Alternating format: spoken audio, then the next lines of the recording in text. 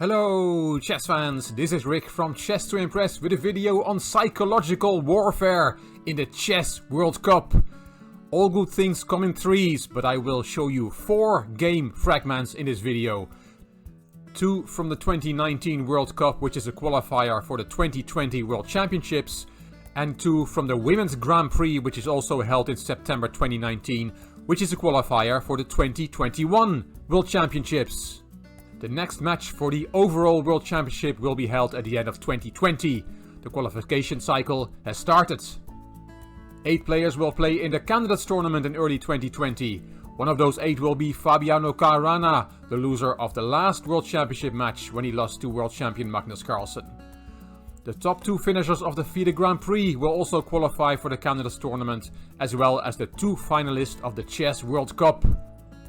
The top finisher of the FIDE Grand Swiss tournament will also qualify, which will be held later this year, and 1 player will qualify by rating and 1 wildcard will be selected by the organizer of the Candidates Tournament. As I'm recording this video, we're in the middle of the Chess World Cup and I've got 2 game fragments I want to show you. The first one is about this position. On the left, with the hand almost touching the king, is Grandmaster Daniil Youfa from Russia. On the right is the British Grandmaster Luke McShane. And this is a critical position. He's almost touching the king. He would play the king to f3, but that would have been a blunder. The World Cup is a knockout tournament starting with 128 players, and this was round 2, so there were 64 players left. And the winner of this match would go through to the last 32. They had been playing chess against each other for 3 days already. This was the 8th game they played against each other. After the classical games, the score was 1-1. After the first rapid games, the score was 1-1 as well. And also the shorter rapid games did not decide the issue. Then Youfa won with black in the first blitz game, and this is the 8th game. If McShane would win this one with black, then the match would go to an Armageddon final game, and Youfa only needed a draw.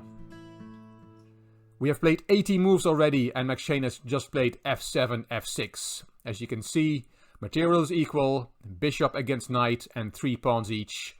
Objectively, this position is a draw, but what does objectively mean when you only have seconds on the clock and the tension is so high?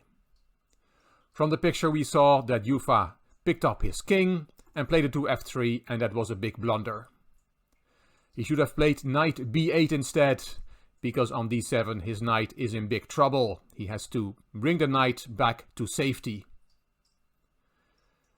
After king f3, McShane played king f7, and then Youfa played knight b8, saving his knight, and on the 89th move McShane overstepped the time limit and Youfa had qualified for the next round.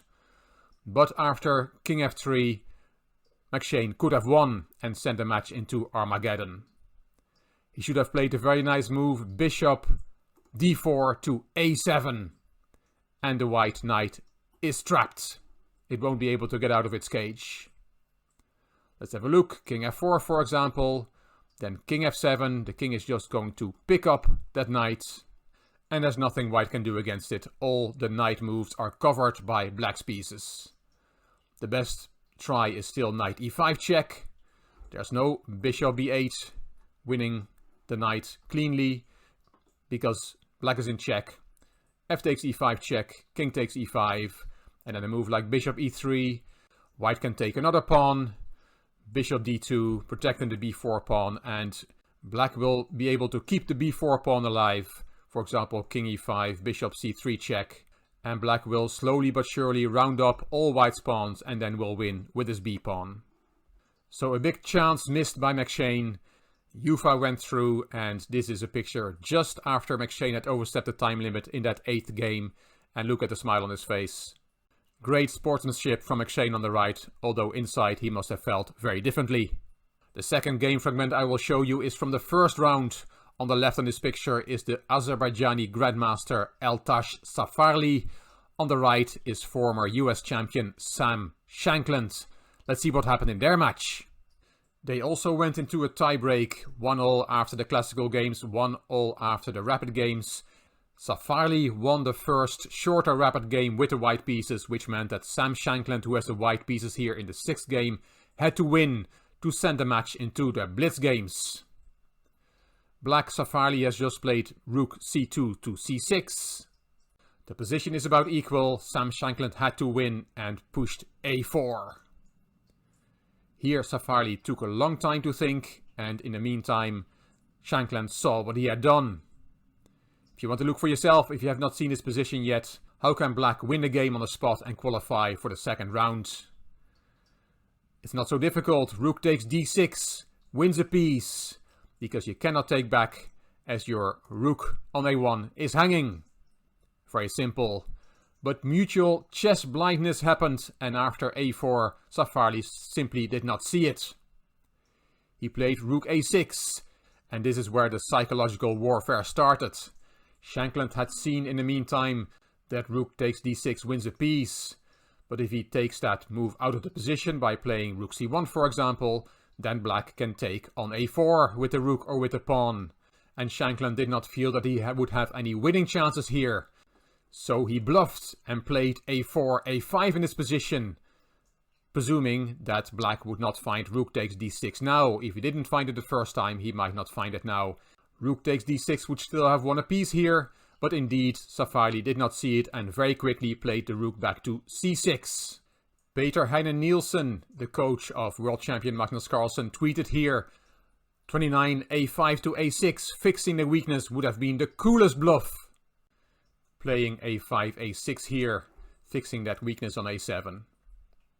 But then of course, rook takes d6 still wins for Black, and Shankland did not want to risk that. He felt that he had pushed the psychological warfare far enough. So after rook c6, he played bishop c5 to take rook takes d6 out of the position and attacking that weakness on a7. a6 was played by Safarli, and the game went on for another 33 moves, but after 62 moves, there were no winning chances left for Shankland. He had to resign himself to a draw, which meant that Safarli went through to the next round. Immediately after the game, Shankland showed what Safarli had missed. Here you see him pointing at the a1 square. Safarli must have not been too upset because he advanced in the World Cup. In the Women's World Championship, there are 2 cycles going on at the same time. Soon we'll have the match between world champion Ju Wenjun against challenger Alexandra Goryachkina, but the qualifiers for the next cycle have also started. The first of 4 Grand Prix tournaments in the women's cycle has started in Skolkovo in Russia in September 2019. You see the other 3 events there, Monaco in December, and in 2020 Lausanne and Sardinia. Like in the overall cycle, the top 2 finishers will qualify for the next candidates tournament. And what is quite remarkable is that both world champion Ju Wenjun as well as the challenger Alexandra Goryachkina both take part in this Grand Prix cycle. All the stars are there apart from Ho Yifan, the strongest female player on the planet, who is focusing on her studies at the moment. I'll show you 2 highlights from round 4. The first one is from this game. On the left we see the Russian player Alina Kashlinskaya. On the right, Harika Dronavali from India. Kashlinskaya was white, Harika was black, and this is the position after the 30th move. King g8 takes a pawn on f6 from Harika. If you look at the position and count the pieces, then material is equal, but white has a great positional advantage. And there's a beautiful combination in the position that I want to show you. Here Kashlinskaya played the beautiful move, the sacrifice, rook h4 takes h7. Harika played g5 check, king stepped back, and now took the rook, rook takes. Black is in big trouble, the king is in a mating net, bishop f7 needed to be played to protect the pawn on d5. And then Kashlinskaya gave the knight fork, winning the exchange back. After rook e8, knight takes e5, b takes e5, Kashlinskaya went on to win this game on the 53rd move. But I picked this fragment to show you a beautiful mating attack. So let's go back to where we were. King takes f6, rook takes h7, and Harika played g5 check. But the nicest way to show you this mating attack is what would have happened if Harika would have taken now on h7. Then rook takes h7, The mate threat is g4, g5. That would be checkmate. So black plays g takes f5, g takes f5. White is winning, and if black is not careful, the game will be over straight away. Let's say black does not see the threat and plays rook d7. Do you see the mate in 2 from here? If you want to have a look, put the video on pause, it's very nice. Knight b takes d5 check. Leads to checkmate on the next move. Removing the pawn that's controlling the e4 square. Rook takes and knight e4 is a beautiful picture. Checkmate. This is so pretty that I wanted to show you this combination. And finally I want to show you a rook endgame. On the left we see former world champion Alexandra Kostyniuk from Russia. On the right, Hompi Koneru from India. Also from round 4. Kostyniuk is white and has 2 extra pawns in this rook endgame. She just played king g1. King f4 from Koneru. And how can white make progress? Kostyniuk's rook is really badly positioned there, protecting the pawn from the side. And also her kingside pawns are somewhat controlled by the lone black pawn on h4. On top of that, black's king is a lot more active than white's. So even though white is 2 pawns up, she have a tough time in winning this position. Kostyniuk played b6. Giving up that pawn, activating the rook. Koneru took. And now rook h5. Is white going to win the h4 pawn and then we'll have a winning position with her 2 extra pawns. Looks good for white. King g3 to protect the pawn does not help because rook g5 check. King has to go. Rook g4 check, picking up the pawn on h4 with a winning position for white. So what to do after rook h5? Well, there's only one move, and if you want to put the video on pause and look for it, it's really nice. It's well worth spending a few minutes on. If you find it, it will give you a great feeling of satisfaction. Only one move that holds the draw for black. Koneru find it, and let's see if you can find it as well. The move is rook b6 back to b4. What an incredible move. Not protecting the pawn, putting yourself into a skewer, but what happens if you now take on h4? With that skewer, winning the rook, right? Yes, winning the rook, but after king g3, rook takes b4, this game is a draw, because black is still mated on g3. The black king does not have any legal moves. After king g3, don't think you can play something else to avoid a stalemate. If you play the rook away, then it's black who's going to win this game of chess, because this is checkmate. White is checkmated. So what to do after rook b4? Kostyniuk played king h2, king e3, and now the h4 pawn is protected, and this position is a draw. Let's see how it finished. Rook g5, rook c4, rook f5. White cannot make progress. Rook f4.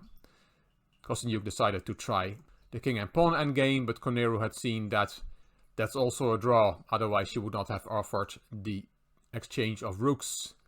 King g1, king g3, king f1. White does need to activate her king. King f4, king f2. The king is somewhat activated, but after king e5, very precise move, the players decided that it was enough and they shook hands for a draw.